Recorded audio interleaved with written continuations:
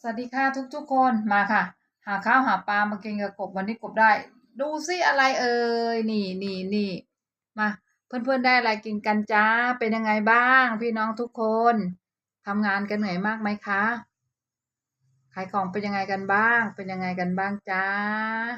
ขอบคุณทุกคนนะคะดูกบแล้วก็กดติดตามให้กดแชร์ให้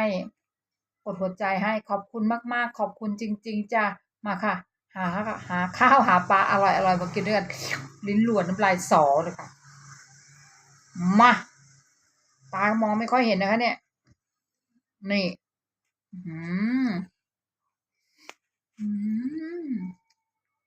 อร่อยเนี่ย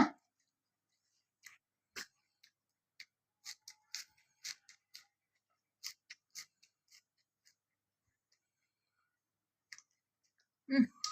อร่อย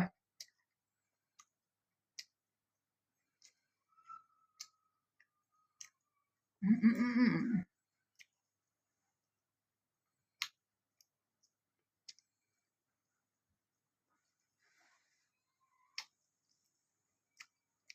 ืม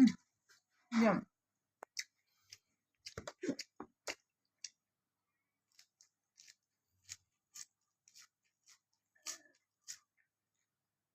อืมมันเลอะ